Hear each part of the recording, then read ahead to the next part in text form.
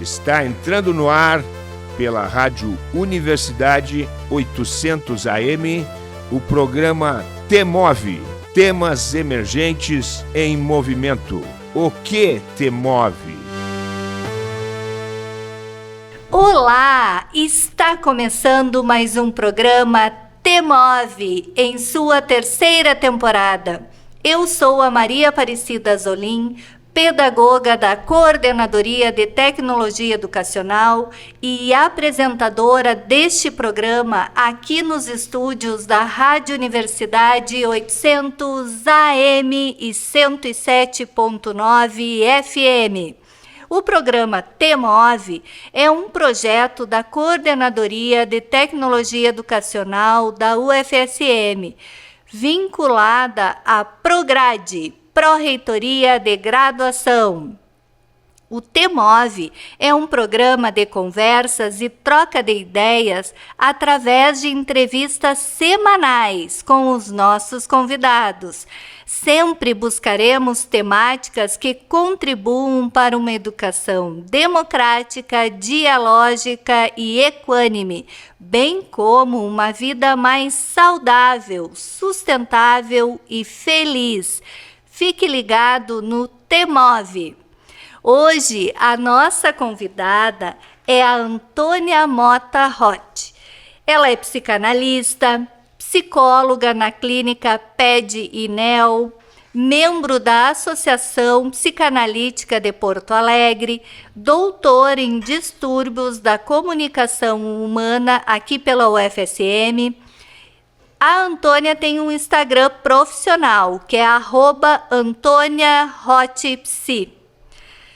Antônia, seja muito bem-vinda no T-Move. Muito obrigada. Bom dia, nesse dia muito chuvoso. E também boa tarde, boa noite para quem nos escuta no Spotify ou no YouTube, que daí pode acessar a qualquer horário. Verdade. Antônia, nós temos uma pergunta que ela dá título ao nosso programa e ninguém escapa dessa pergunta. O que te move? Bom, eu acho que o que me move é minha família, né? Minhas 2 filhas e meu marido e o nosso cachorro. O meu trabalho e correr.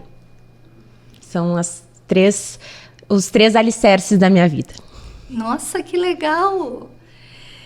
E quem é a Antônia que não está no Lattes? Está além do trabalho. Bom,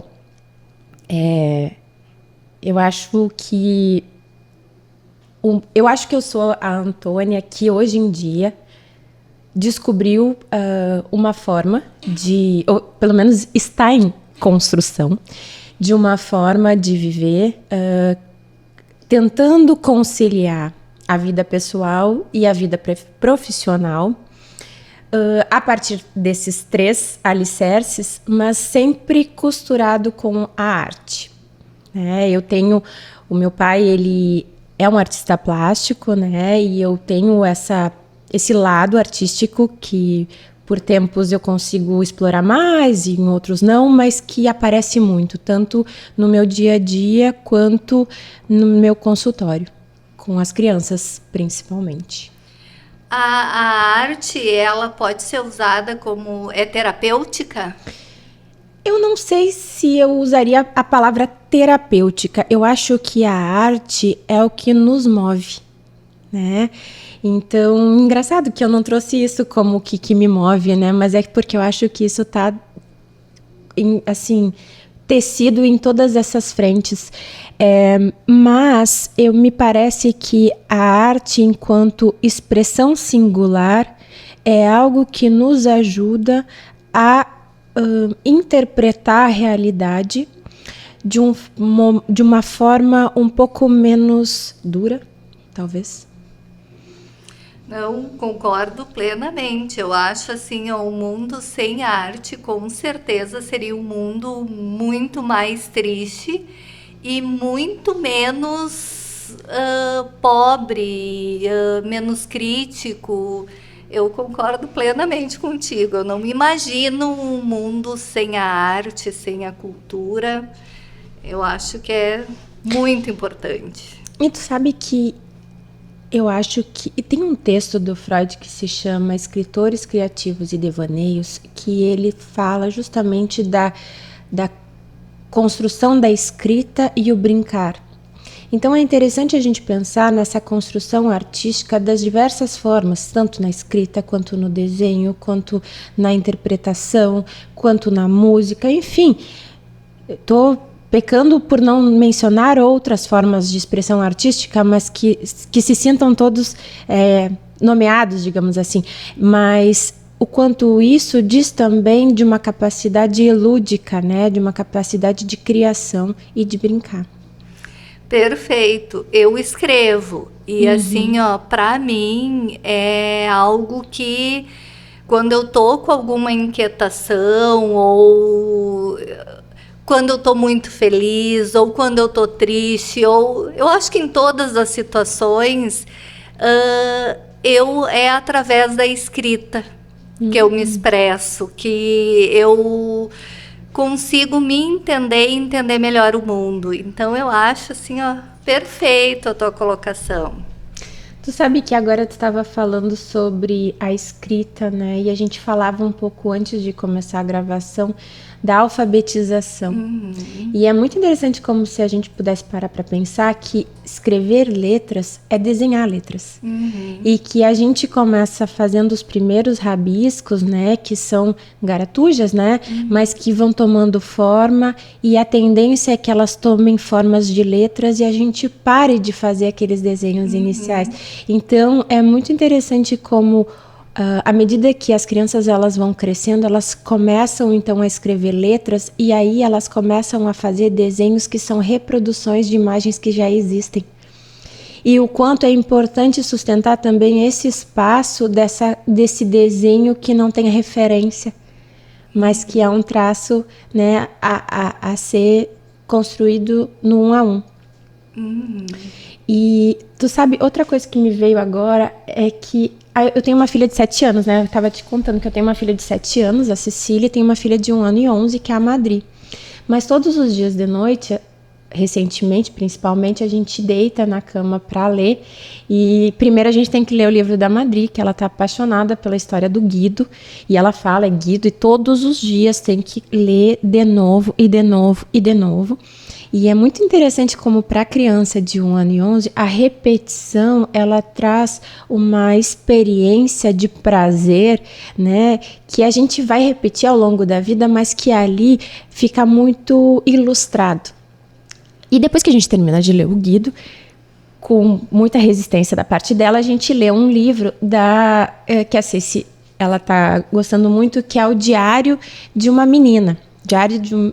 Né? E agora a gente estava falando um pouco sobre a escrita como forma de se haver com a angústia e o quanto nessa fase as crianças, elas em geral, elas começam a ler diários. Aí tem o Diário de um Banana, Diário de uma Menina Nada Popular, diário, e que são tentativas dessas pessoas de interpretar a vida e de colocar em palavras o seu mal-estar.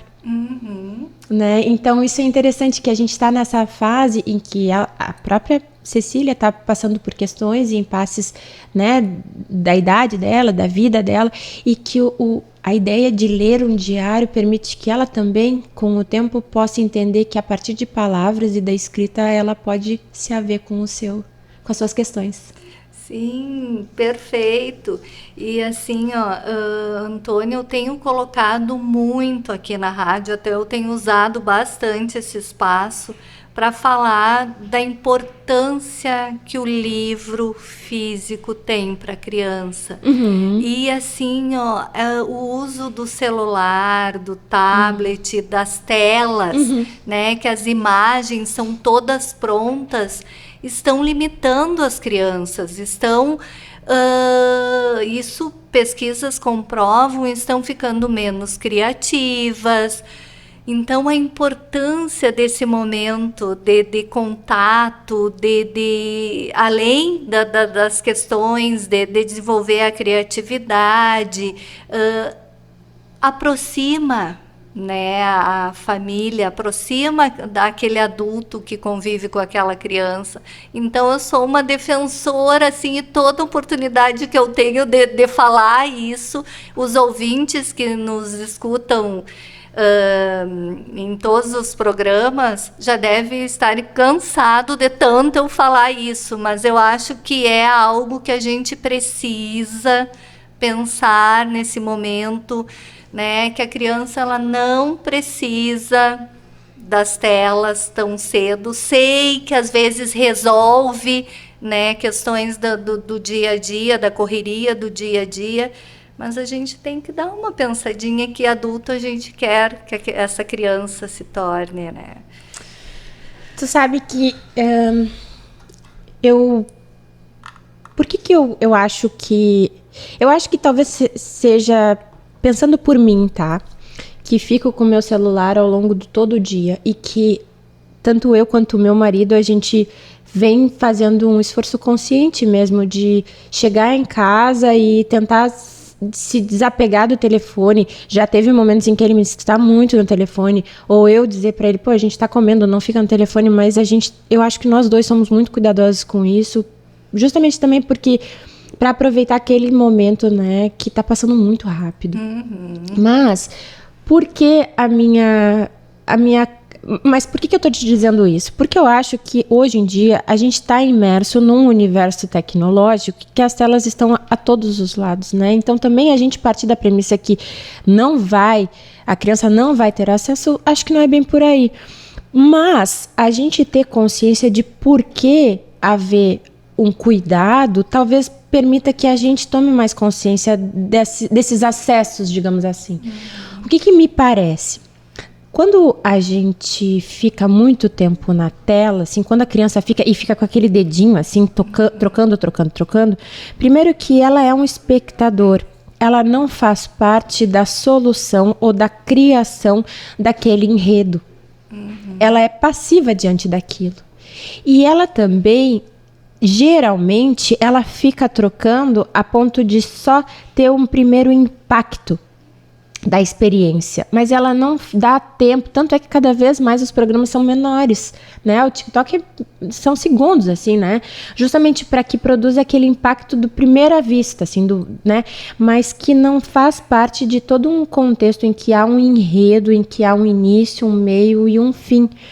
Então, a criança, além de ser passiva, ela também não tem algo de uma experiência de solução de um problema, de criação de algo novo. Então, é isso que talvez me preocupe, porque na vida, diariamente, a gente tem que desenvolver pequenas estratégias, pequenas criações, para se haver com as escolhas que a gente faz, para os problemas que vão aparecendo. Então, no momento que a gente não pratica isso desde muito pequeno, seja brincando, né, seja conversando ou de outras formas, isso vai se tornando cada vez mais difícil. Então, eu acho que é isso o meu cuidado, assim. Perfeito. Antônia, a Gerda Werdenzoller e Humberto Maturana, que também os ouvintes devem estar cansados de me ouvir falar no Maturana, mas é o autor que no momento está respondendo várias questões. Pode ser que amanhã eu diga não me cabe mais, mas no momento é o autor que tem respondido algumas questões. Então, eles têm um livro que é Amar e Brincar, Fundamento Esquecido do Humano. E eles falam que a criança ela não é concebida em sua completude. Ela torna-se humana quando constrói o domínio espaço-temporal da existência humana como uma maneira fácil e confortável de viver. Enquanto desenvolve sua consciência corporal ao crescer, em total e mútua confiança e na total e recíproca aceitação corporal envolvida nas relações de brincadeiras espontâneas com seus pais. Em outras palavras, ela em geral chega a essa condição num processo naturalmente fácil e confortável. Tal processo não requer esforço, desenhos ou cuidados especiais. ocorre mediante viver em coexistência humana da criança com os pais em total e mútua aceitação corporal.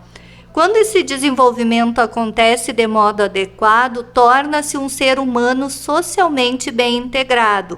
É um processo natural. Hoje, muitas crianças elas possuem uma rotina quase de executivos, né? Tem hora para aula de tal, aula de línguas, atividades mil, e às vezes não sobra tempo para a criança ser criança e exercitar esse brincar natural, ou seja, esse brincar sem objetivo nenhum, né? Sem metas, o brincar espontâneo. Qual a importância do brincar para o desenvolvimento infantil? Olha, eu acho que quando a gente pensa no desenvolvimento infantil tem várias frentes, né, que o brincar ocupa uma função. Eu vou tentar falar um pouco sobre o que diz respeito à constituição psíquica, né? Eu acho que o brincar é justamente essa possibilidade de aliar, né, a interpretação da realidade com uma construção que a gente vai entender que é singular e que é uma resposta que cada um constrói, né, diante de uma experiência, que isso diz do sujeito, né, e também da própria experiência com o corpo. Então, você vê, o brincar ele permite que a criança interprete a realidade, construa algo que diz de um singular, de um sujeito, e use o corpo dela para construir tudo isso. Então, ela alia as diversas frentes que permitem que a criança se relacione com o que está fora dela, né? Então, brincar tem essa... E isso permite também que ela se dê conta e construa formas de lidar com o seu próprio mal-estar. Quando uma criança é muito pequena, né, ela tem um mal-estar que está intimamente relacionado com o orgânico e que desde muito pequena ela vai entendendo graças a alguém que oferece isso para ela, que saciar, por exemplo, a fome permite uma experiência de prazer. E essa relação prazer-desprazer vai acompanhar a gente a vida inteira. E à medida que a gente vai crescendo, o que nos produz desprazer vai modificando, né? Vai se tornando mais complexo, vai se tornando mais abstrato. E também a possibilidade de encontrar respostas para se haver com esse mal-estar também vai se tornando mais complexo e mais abstrato e diz também de uma certa autonomia em relação àquele referente primário. Então, o brincar, ele está nesse processo. Ele está íntima e no brincar a criança, ela coloca em prática, coloca em cena o que ela está vivendo, né? Então, não sei se eu te respondo a importância, mas o que diz respeito à nossa possibilidade de se haver com o mundo numa perspectiva psíquica, o brincar está ali a todo momento, mesmo quando a gente é adulto. Pois é, sobre a questão do adulto, eu sempre digo que nós adultos somos crianças crescidas, né? Tem uns que deixam essa criança mais acordada, mais desperta, mas tem uns que deixam essa criança interior lá muito escondida. Qual é a importância do brincar na vida adulta? Sabe que a gente falava sobre a arte, né? A arte, ela tem esse estatuto de não se levar tão a sério, né? Por mais que a gente dê seriedade às construções artísticas que um artista ele faz, o processo de construção de qualquer expressão artística, ele tem isso de não se levar tão a sério, ele tem isso de se permitir ser em certa medida criança, né? Porque as crianças, elas nos fazem perguntas que a gente se dá conta que muitas das coisas do dia a dia estão impostas para nós como verdades absolutas. E o brincar é justamente isso, é colocar em suspenso verdades absolutas. E aí faz com que você crie outras respostas, né? Então eu acho que o brincar na vida adulta é como você sair para cantar no karaokê, entendeu? Se fazer de bobo, mas colocar em suspenso uma verdade que agora você é gente grande, né? Então, isso permite que você leve a vida um pouco mais leve. Olha, eu tento deixar a minha criança interior sempre ativa. Até nós temos um colega lá na CTE, né, Jean, o Fábio, que eu sempre digo que é o meu colega da 5ª série. Porque realmente eu acho que essa questão do brincar realmente deixa a vida mais leve. Eu acho que a nossa cultura, a situação assim, ó, que o mundo se encontra, se a gente liga no noticiário, é só coisas ruins, né, que vem acontecendo. Então, se a gente não tiver esses momentos de leveza, de brincar, de dar risada, de descontrair, né, realmente de brincar, eu acho que a vida fica quase insuportável. Sabe que eu concordo contigo. E agora me veio algo que, voltando ainda sobre a pergunta que tu tinha me feito antes das crianças terem agendas, né, muito lotadas. Eu acho que também a gente está se esquecendo, justamente por toda essa velocidade com que a gente está sempre em dívida com o tempo, né? Da importância que o tempo na infância tem no que diz respeito ao tédio. Porque eu acho, eu não sei se tu tem alguma lembrança disso. Eu me lembro, quando eu era criança, de passar os finais de ano na casa da minha avó e do tédio do dia ali da São Silvestre que passava na Globo e a gente deitada no chão, nas almofadas, assim, vendo aquela corrida, aquelas pessoas correndo com ventilador, assim, e o tédio sem saber o que fazer. E essa sensação de tempo que não passa. Eu tenho a impressão que as crianças, elas, com as telas, elas estão sempre na ânsia de terem algum entretenimento. Porque o entretenimento está na ponta do dedo, sempre.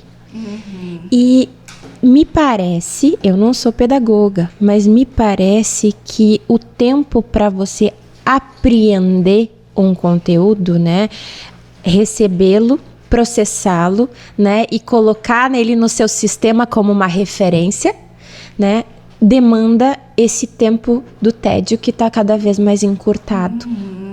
Então, por isso, o brincar, né, corporal, o brincar com os objetos, o ler, o livro, eles têm isso do tempo. De um tempo que às vezes é uma fração de segundo, mas que com o tempo de fração de segundo vai se dando 1 minuto e vai se dando 1 hora e vai se dando...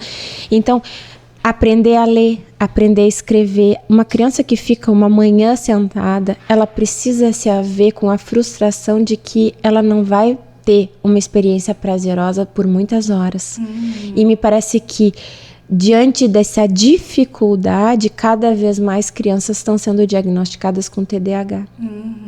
Né? Então, acho que isso é um pensamento complexo, que por vezes a gente, e me coloco como mãe, né, e como alguém que acompanha a construção e constituição de uma criança no dia a dia. O quanto a gente também está imerso nessa cultura de estar sempre correndo contra o tempo. E a dificuldade de lidar, de adultos que têm de lidar com as frustrações, né? Ah, sim. Bom, a gente passa, né? A gente vai para análise justamente porque a gente não tá a fim de perder, né? A gente tem que ensinar para os nossos filhos que nem tudo é como eles querem, mas também para nós não é fácil, né? Sim. Fazer escolha é sempre ter uma renúncia, né? E por vezes eu acho que é esse o grande desafio também, né? E o brincar é esse fazer de conta, né? Fazer de conta que dá tudo, fazer de conta que não tem renúncia. Mas aí você tem que se haver com a realidade, e aí você, a partir do brincar que você viu que fazendo de conta que tinha isso, que tinha aquilo, que fazia isso, bom, talvez não valha tanto a pena. Sim, e o brincar é algo que a criança já nasce sabendo, né? Se a gente olhar um filhotinho de gato, um filhotinho de cachorro, eles brincam o tempo inteiro. E a criança humana é a mesma coisa. Então, cortar cortar o desenvolvimento natural, né? Eu acho assim que é muito preocupante. As crianças, elas precisam brincar para se desenvolver em plenitude. Tu escrevestes a tua tese de doutoramento é sobre a análise do funcionamento de linguagem na avaliação do sofrimento psíquico em bebês. Eu gostaria muito que tu falasse um pouquinho da tua tese. A minha tese de doutorado, ela é uma espécie de é uma continuação, né, da minha dissertação de mestrado que eu fiz no programa distúrbios da comunicação humana com a professora Ana Paula Ramos, e a ideia era, no mestrado, era fazer parte da pesquisa da doutora Ana Paula, que tentava entender por diversos sinais, digamos assim, tanto do PREO quanto do IRD, que são roteiros, né, em que a gente, a partir deles, verifica como está se dando a constituição psíquica e como está se dando a possibilidade de interação dessa criança com o mundo.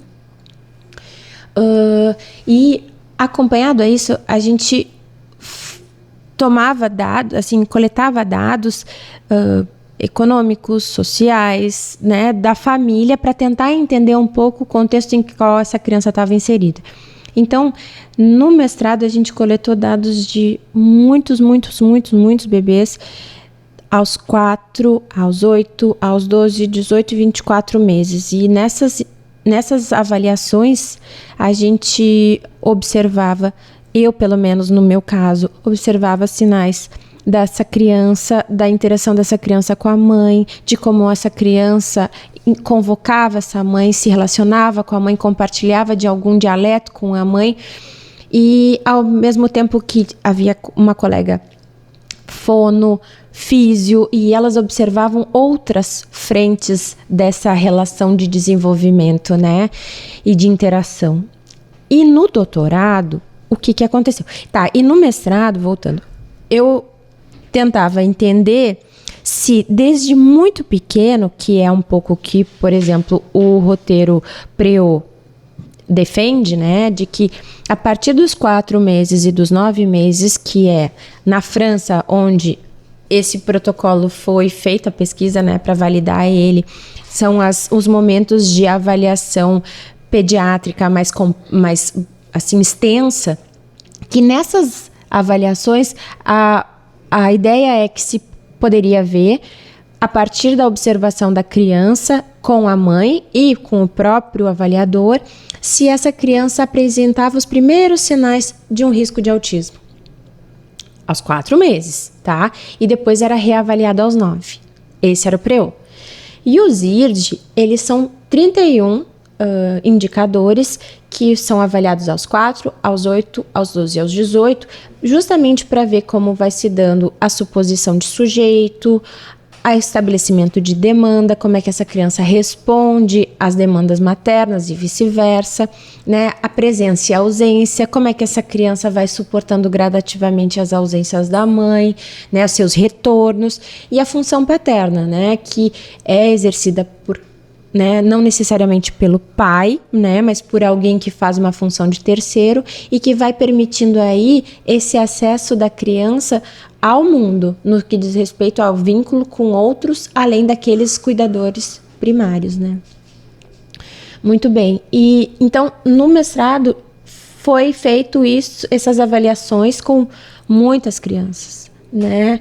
Eu não me lembro exatamente quantas, mas eu me lembro que era em torno de 200 ou 100. Nossa! Era bem extenso esse banco de dados.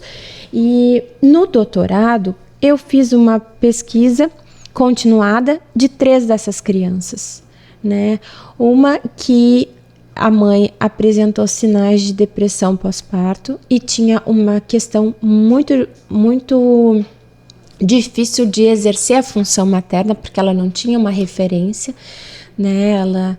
E os efeitos disso no estabelecimento do vínculo com a criança, né? Uma outra criança que depois ela foi diagnosticada com autismo e uma outra criança que apresentava sinais de impasses psíquicos que poderiam nos conduzir a pensar sobre sinais, digamos, de uma estrutura psicótica, mas que seria diagnosticada muito mais à frente, né, na adolescência. Mas o que nos permitiria pensar no que diz respeito às questões da linguagem, de como essas crianças vão se constituindo. Então, foi mais ou menos assim que a gente foi tentando pensar, né, tanto no que diz respeito à constituição psíquica, quanto a questão da linguagem, da aquisição da linguagem, e como é que essas crianças iam se posicionando na linguagem, iam se apropriando, né, da dimensão oral. E assim, qual é a importância da linguagem, dos pais ou do adulto que convive com essa criança, do conversar? Né, assim, bem falando da etimologia da palavra conversar, né? Dar volta com para se entender. Então, qual é a importância do conversar, do parar para conversar com o filho, isso olho no olho, ou os professores conversar com seus alunos para além dos conteúdos.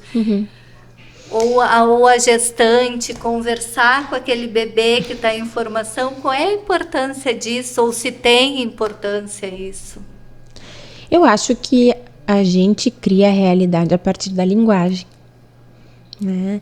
E conversar das suas diversas formas, tanto de uma forma mais corporal, quanto, né, pela própria questão, né, da oralidade, permite que você vá interpretando a realidade. Agora, quando você toma uma criança desde muito pequena, ainda na barriga, como alguém que é um interlocutor, você, claro, quando um bebezinho nasce, você fala pelo bebê, né? Você fala para o bebê, né?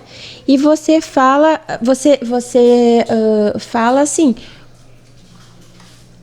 você interpreta o que ele te diz, entendeu? Então você interpreta ele pro mundo, então, fulano, o bebê aqui tá querendo isso. Você fala com ele e você interpreta o que ele tá te dizendo. Isso tudo são suposições, é o que a gente vai dizer de uma suposição de sujeito, né? Você supõe que é isso que ele tá te dizendo, mesmo que ele não tenha consciência disso. Porque inicialmente o bebê fala com o corpo, né? Uma criança muito pequena que ainda não tem um aporte de linguagem oral, digamos assim, ele vai falar com o corpo. Não é à toa que as crianças muito pequenininhas, elas mordem, elas batem, elas empurram, porque elas ainda não têm outras formas de dizer não, entendeu? E quando você, desde muito pequeno, você toma aquele bebezinho em formação como um interlocutor, você vai dando espaço para que, à medida que ele vá crescendo, ele assuma essa posição de discurso, digamos assim, né? E à medida que ele vai se transformando, digamos, num eu, né, do discurso, que fala para um tu, né? E nessa relação de diálogo, ele vai se posicionando, vai se descolando daquilo que os pais, ou principalmente a mãe na nossa cultura, supõem que é o que ele quer, e vai tomando consciência de uma escolha, né, que não necessariamente coincide com aquilo que interpretaram sobre ele. Que é a terrível fase dos 2 anos. Eu acho que é a vida inteira, né? A vida inteira a gente tá se havendo com o que querem da gente, o que supõem que a gente é e o que a gente tá querendo bancar. Eu brinco com essa questão da terrível fase dos 2 anos. Eu não sei se tu lembra que tinha aquele série na TV que era a Família Dinossauro. Sim! E daí tinha um episódio que era a terrível fase dos 2 anos, quando o Baby fez 2 anos. Ai, que eu amava aquilo. Gente, a minha irmã tinha o Baby. Ele era horrível, né? Sim, e na fase de 2 anos, eu lembro que eu assisti e assim, ó, era exatamente assim, ó, o que eu tinha passado. Eu acho que eu só tinha a minha filha. Era exatamente porque quando a autoafirmação da criança, né, que tudo é não, tudo ela tem que dizer não, e que é uma fase muito importante, Muito. né, de autoafirmação. Ela precisa passar naquele momento. Sabe que eu sempre me lembro da Ana, que foi a minha orientadora, que ela me dizia, porque ela é fono, né? Então, o que eu aprendi sobre discurso, teoria enunciativa, linguagem, foi graças à experiência que eu tive estudando com ela. E ela me dizia muito isso, que a criança explode na linguagem aos 2 anos, que daí é quando ela acende no simbólico, né? E aí eu me lembro que na época do doutorado, eu tinha minha filhinha que estava chegando nos 2. E eu falava pra Ceci assim, Ceci, gato, como é que é o gato, né? Como é que é o gato? Fala o gato. E ela, porque o G é uma das últimas letras que a criança aprende, que é o G, né? O encontro vocálico, né? E aí ela dizia miau. E eu, pá, mas ela sacou, entendeu? Eu que tô querendo que ela fale pra eu, na minha ânsia de que ela falasse. Então, é muito engraçado porque a gente a gente que acompanha crianças muito pequenas, né, e que elas vão descobrindo a linguagem, ali nos 2 anos elas explodem e começam a falar, da importância da gente tomar aquele interlocutor como alguém que está falando aquilo sério, tu entende? Agora, a minha outra filha, a Madri vai fazer 2 anos agora, dia 4, e ela tá falando tudo. E eu falo muito, pode ser. Engraçado isso, né? Eu dou muito essa possibilidade da negociação para as minhas filhas, e eu digo muito para Madri, vamos fazer isso? Pode ser? E ela disse assim, mamãe, pode ser? Pode ser? E ela fala, quando ela quer alguma coisa, só que assim, ela é uma tirana, sabe? Ela não negocia, mas ela já induz, entendeu? Então eu acho muito engraçado o jeito que ela usa o pode ser. E isso, né, desses 2 anos, eu acho. Mas tem uma coisa também que eu acho que cada criança é uma criança. A experiência que eu tô passando com a minha filha de 2 anos é completamente diferente da experiência que eu tive com a Cecília, assim. Com a Madri é uma criança que me desafia a todo momento, assim, e ao mesmo tempo ela é de uma criatividade e de uma capacidade de criação e do brincar que é de uma outra natureza que a minha outra filha. Elas são muito diferentes. E essa experiência dos terríveis 2, né, eu tô passando agora. E eu tô achando fascinante, assim, porque me parece que isso também permite que ela crie ferramentas para se proteger e se haver com a vida que são fundamentais. Para nós, pais, são terríveis 2 anos porque são exaustivos, entendeu? A todo tempo tu ter que fazer frente a uma criança que quer impor a sua vontade, mas por outro lado, você também autorizar ela em alguma medida, permite que ela crie uma teoria de que ela sabe algo sobre ela. E isso é muito estruturante. Eu também tenho 2 filhos, só que os meus já são adultos. Uma com 27 e ele com 19. mas também são bastante diferentes, mas os dois têm a minha personalidade pro bem e pro mal. Como assim, me conta? Não, os dois são assim, ó, muito parecidos comigo, mas em coisas diferentes, sabe? Assim, sim, ó, sim. O meu filho sempre no mundo da lua, como eu. E a Camila, ela é assim, ela pode não concordar, mas às vezes ela nem fala, mas ela tem a posição muito forte, também igual a mim. Muito difícil eu entrar em confronto com alguém, mas eu não vou ir por aquele caminho, sabe? E a Camila é muito parecida também. E desde pequenininha ela dizia, eu colocava uma roupa, mãe, o que tu acha dessa roupa?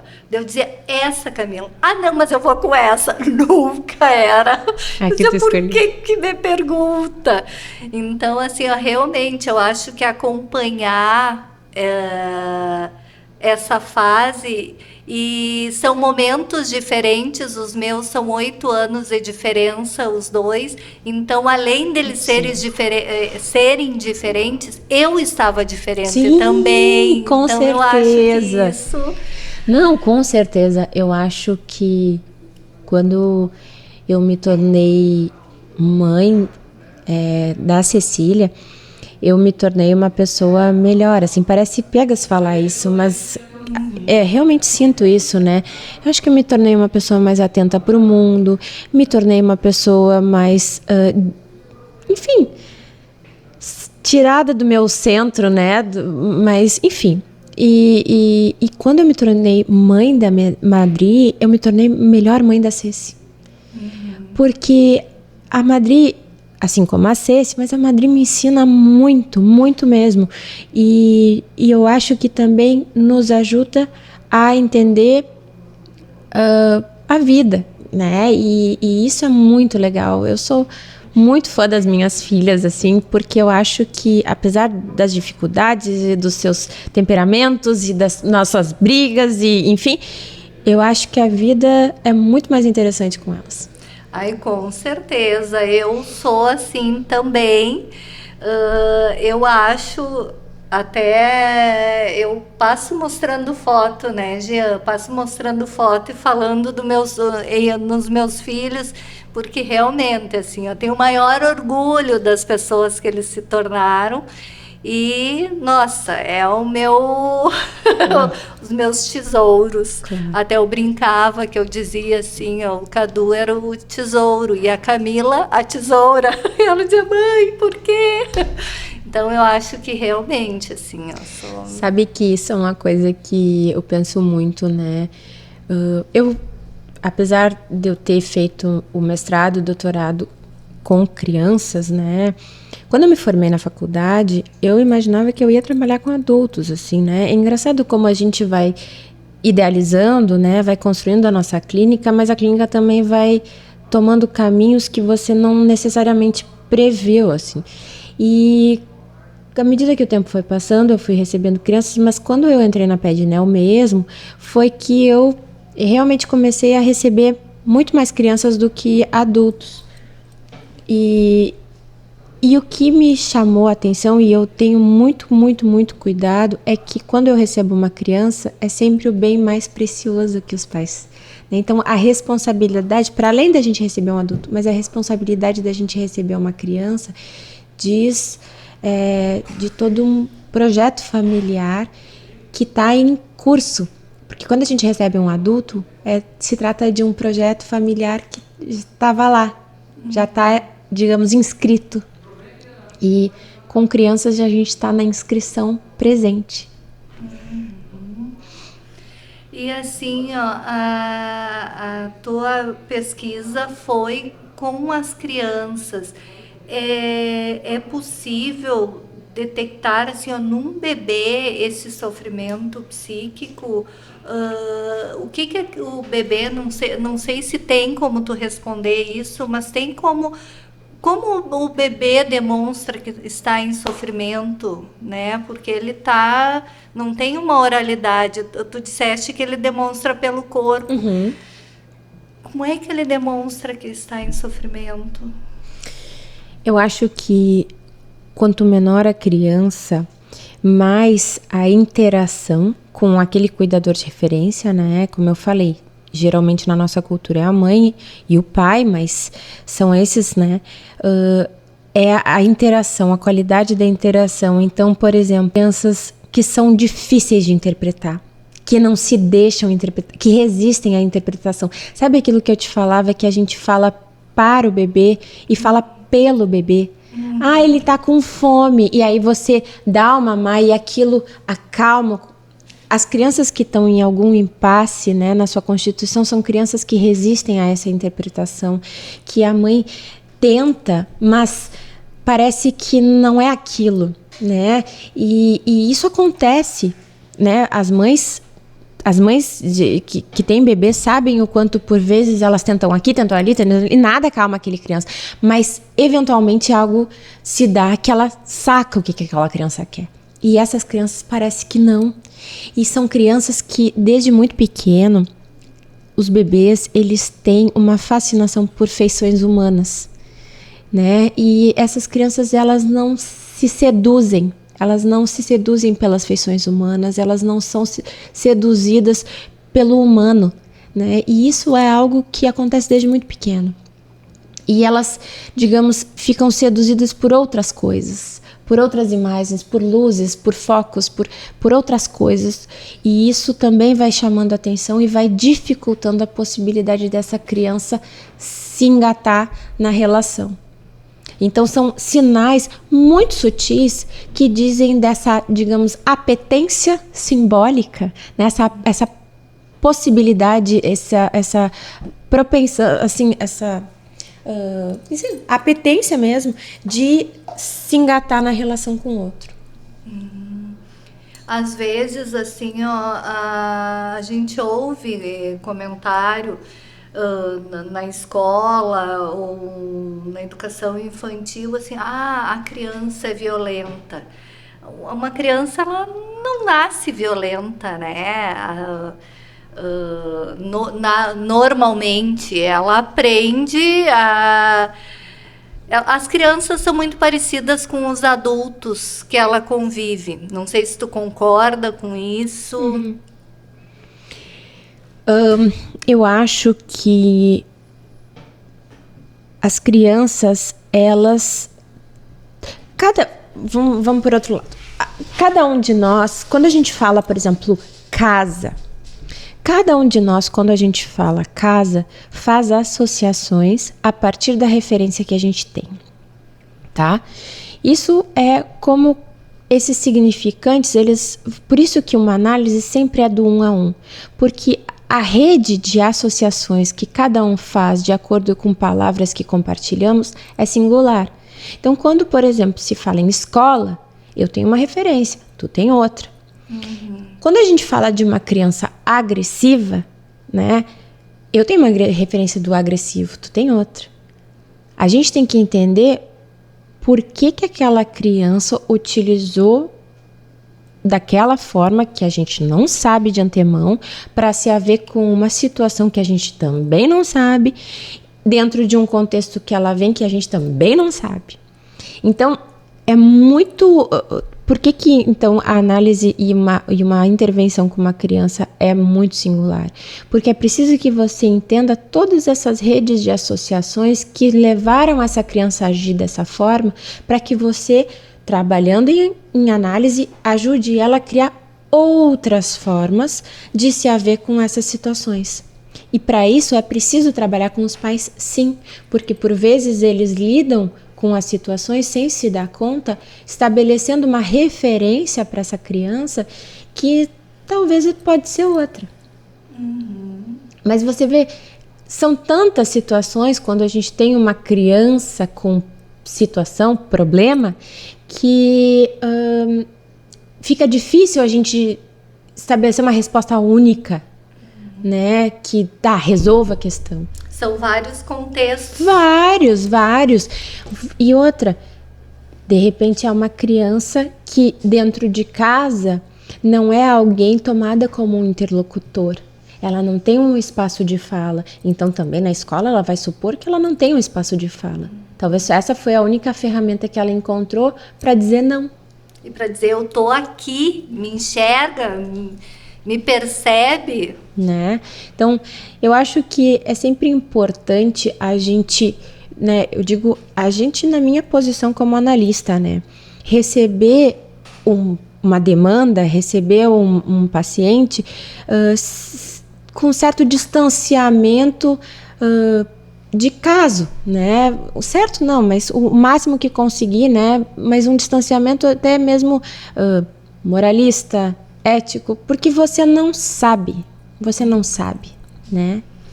Paulo Freire, ele dizia que a primeira coisa que se deveria ser feita na escola era no primeiro dia de aula os professores conhecer a casa dos alunos, porque aí poderia entender um pouco da realidade que essa criança vivia e a partir daí construir uma educação dialógica e mais amorosa. E eu acho isso muito interessante, porque quando a gente conhece o contexto, né, a gente consegue entender um pouquinho melhor a realidade que ele vive e por que, né, de determinadas ações dentro da sala de aula. Sabe que eu não sei o nome do artista, tá? Mas eu me lembro que quando eu era criança, eu fui numa exposição de fotografia que eu me lembro nitidamente, assim, e era uma exposição que o artista, ele fotografou sala de estar de diversas pessoas em diversos locais do mundo para tentar transmitir um pouco da realidade que aquele núcleo familiar vivia. E aquilo, tu vê, eu era criança e eu não sei te dizer mais sobre isso, mas aquilo me marcou porque eu me dei conta da imensidão do mundo, da singularidade de cada um e de como isso também me chamava a atenção quando eu era criança, que eu ia pela primeira vez na casa de algum coleguinha e que eu pensava, meu Deus, a vida acontece aqui, essa é a realidade dessa pessoa, sabe? Então, essa possibilidade de você colocar em suspenso como não é a realidade única, mas é uma realidade, né? Faz com que você se dê conta dessa possibilidade de se humanizar. Nossa, muito interessante. Ai, Antônia, como eu queria mais tempo, porque realmente, assim, a nossa conversa tá muito boa. Então, como nós estamos, assim, com o tempo acabando, eu gostaria que tu falasse dos teus projetos para o futuro. Bom, eu, em termos pessoais, digamos assim, né, eu gostaria de conseguir abrir espaço na minha agenda para voltar a desenhar. Durante a pandemia eu voltei a desenhar e foi, acho que a via que eu encontrei para me haver com a angústia daquele momento. E à medida que o tempo foi passando e a vida foi retornando, parece que esse espaço foi diminuindo e hoje eu não estou conseguindo, então acho que isso seria interessante. Estudar, né? Cada vez mais. Agora eu voltei a estudar, eu comecei uma especialização em clínica contemporânea, porque quando a gente sai da academia, a gente se dá conta de como a informação, o saber, a teoria que você se sustenta, ela é transitória. E que você, e principalmente se você trabalha no dia a dia, na clínica, no meu caso, você se dá conta do quanto você precisa de subsídios teóricos para sustentar a sua prática. Então, eu acho que eu quero também ter tempo para seguir estudando, né? para que também eu possa ser uma clínica melhor, uma pessoa melhor, né? E curtir a minha família, porque eu acho que se eu consigo trabalhar bem, é porque as coisas na minha casa, na minha vida pessoal, com a minha família estão bem. Então, acho que é isso. Nossa, Antônia, eu te agradeço muito, muito por estar aqui no TEMOV. Sei que tu cancelou consultas para conseguir estar aqui conosco, então, assim, ó, muito, muito obrigada. Obrigada a vocês pela oportunidade. O TEMOV vai ficando por aqui. Eu sou a pedagoga da CTE, Maria Aparecida Zolim, e apresentadora deste programa aqui nos estúdios da Rádio Universidade 800 AM e 107.9 FM. O TEMOV conta com a produção da comunicadora social Luísa Peixoto, trabalhos técnicos de Giano Al e direção de rádio de Jonathan Ferreira. Você pode ouvir novamente essa e as outras edições do programa TEMOV no YouTube, no canal CTE UFSM. Vá lá, se inscreva no nosso canal, curta, compartilhe. Também estamos no Spotify. É só buscar TEMOV UFSM e ouvir nossos podcasts. Nós estaremos de volta na próxima semana com mais uma conversa leve e descontraída e com muitas aprendizagens. Obrigada pela sua audiência. Até semana que vem e que sua semana seja levinha, levinha e muito feliz.